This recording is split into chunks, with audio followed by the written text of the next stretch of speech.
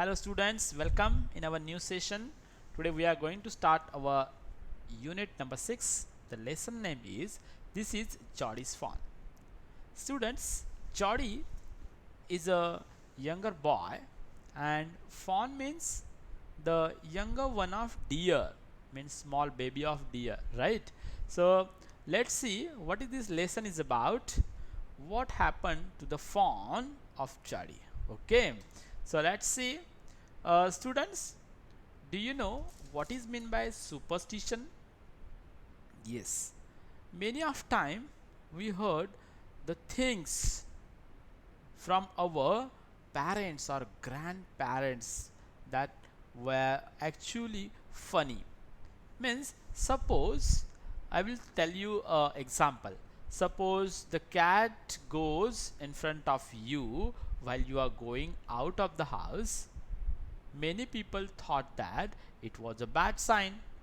They came back. They feel that their work will not took place on that day. Or sometime we will see when you see a owl outside your house, then it was also bring a bad evil day for you. So like these superstitions are around our surroundings. We heard many things about like superstitious things. Okay, so before you read, let's see what is giving here. uh, Often instead of rushing to the doctor to treat a small cut or a burn, we find quick and effective cures using things available at home. Can you think of some such a home remedies for students? Many of time we saw that our neighbors, our guardians also tried to use effective cures from our house only. They often avoid to rush to the doctor for a cut or for a burn, and they do homemade remedies. They use them, they apply the things that available in our houses.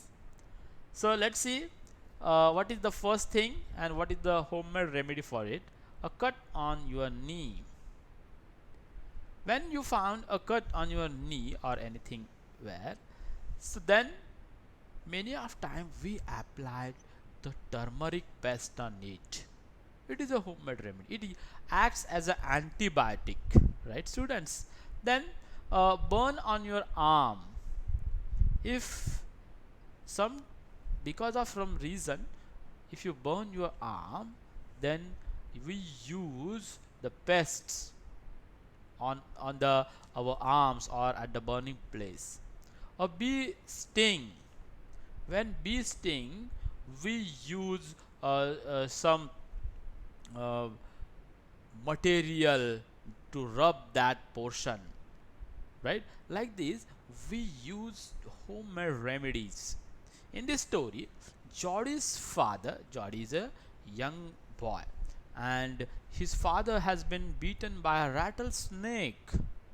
He quickly kills a doe. A doe means a deer, female deer, okay, and uses its heart and liver to draw the poison, to draw out the poison. Jordy wonders what will happen to the little fawn left without a mother. And as Fawn's mother was killed for the medicine, Jordy thought that, or he wondered about, what will now happen about the fawn without the mother, right? So this is the story about Fawn and Jordy. So the name of story is this Jordy's Fawn. Okay, let's see what is in the first part of this lesson. Jordy allowed his thoughts to drift back to the fawn. He could not keep it out of his mind. Means drift back. Here, drift back means go back to. Jordy allows his thoughts to drift back to the fawn. Means his thoughts again and again go back to that fawn. He could not keep it out of his mind. He was not able to avoid the thoughts. He had held it in his dreams in his arms. He slipped from the table and went to his father's bedside. What happened? Jordy did not sleep. He held that fawn and he held it in his dreams and in his arms. He slipped from the table and went to the father's bedside. Penny lay at rest. His eyes were open and clear, but the pupils were still dark and dilated. Jordy said, "How are you feeling, Pa?" Look, what happened as his father was injured by cutting off by biting off rattlesnake. But Jordy was worried about the fawn. His eyes were open and clear, but he could not sleep. Then his pupils were still dark and dilated. And then Jordy said, "How are you feeling, Pa?" "Just fine, son." "Just fine, my son. Old death has gone thieving elsewhere." "But wasn't it a close shave?" "I agree." Here, Penny is another character. Penny lay at rest, means his father was at rest. Penny means father. And he said that, "I'm just fine, my son. The death has gone thieving elsewhere." Means the death was very near to me.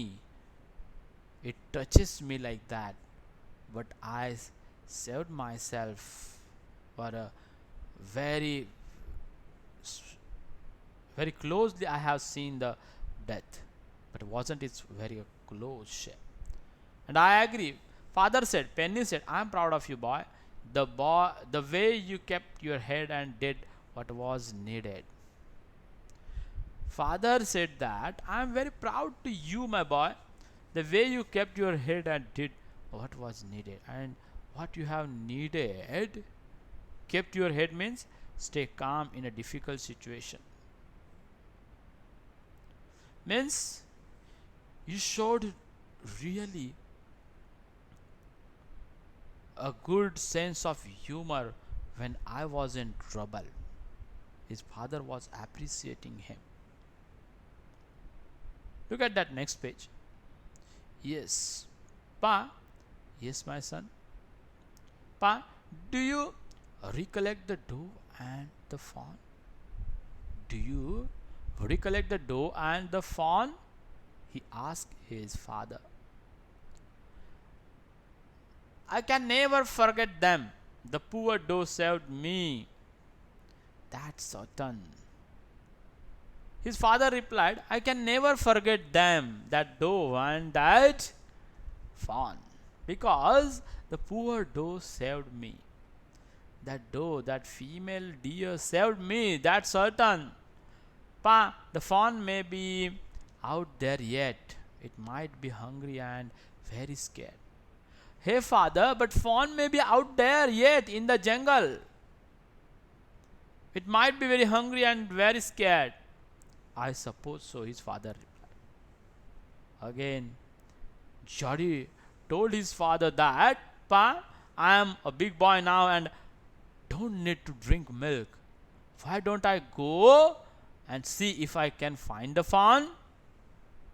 He asked his father, "Hey father, I'm big now. I'm big boy now. I don't need to drink a milk. Can I went there? Or can I go there? Or can I find a fawn in the jungle and bring it here and raise it?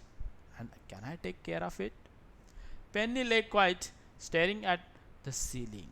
Penny means father.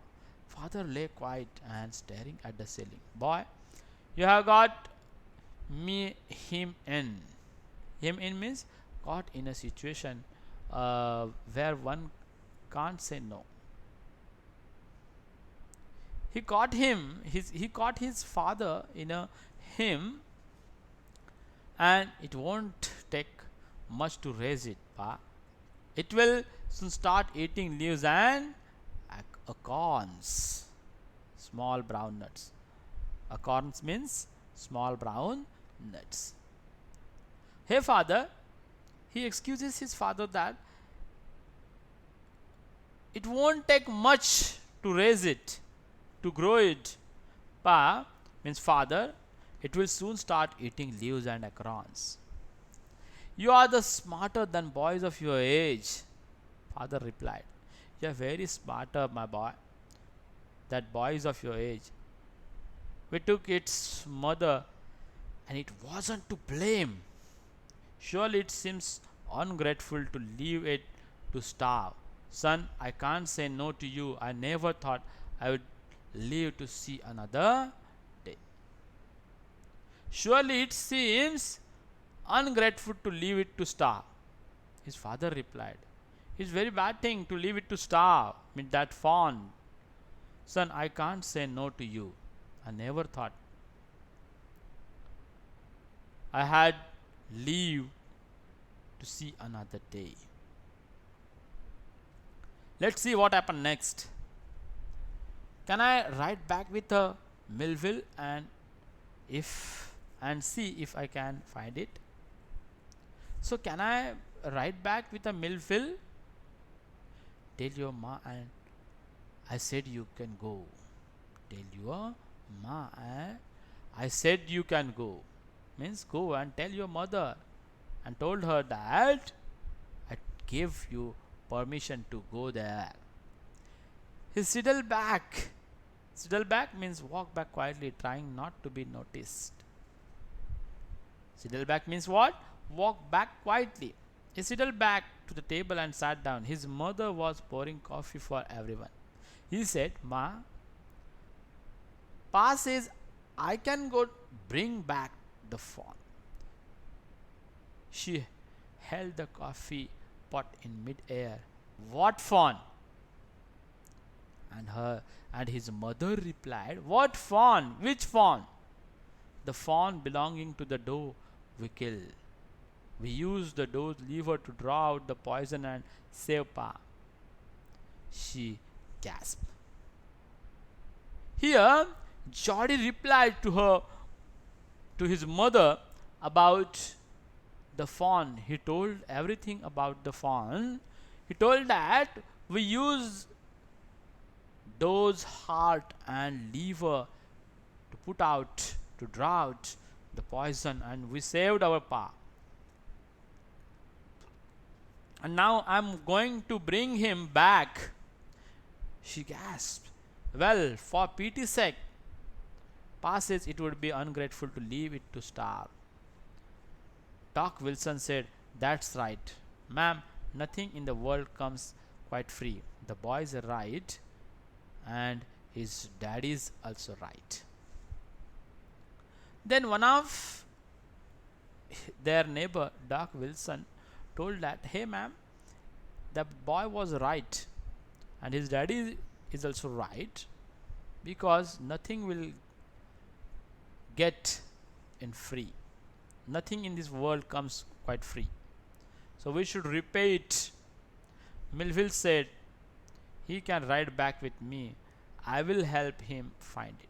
Millville, one of neighbor, he told that he will also help them to ride back into the jungle and to find out the fawn.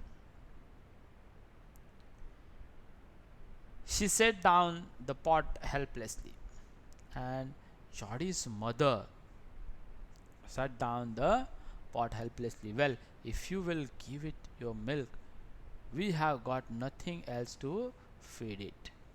Millville said, come on boy, we have got to get riding. Ma, Baxter asked anxiously, you will not be gone long. Jody said, I will be back before dinner for sure. And here they again, Jody and Millville are ready to go for the search of fawn in a jungle, but ma advice means mother advice, you will not be go long. Chodi said, I will back before dinner for sure. Melville mounted his horse and pulled Chodi up behind him, and both started the journey to the jungle to find out the fawn. Melville, he said to Melville, do you think the fawn still there? Will you help me to find it out or find him? We will find him if he is alive. How you know it's a he? But Melville asked that, how do you know that was the fawn that we are looking for? How do you find it out? How do you identify it? Okay, let's see. The spots were all in line. On those fawn passes, the spots are every which way. Then they went there and they search out there. On a doe fawn passes, the spots are every which way, means in a different directions. So how will you find out them? That is the question in front of the Chodi and Mid. So this is the first part of this lesson. We will see second part in our next session. Thank you.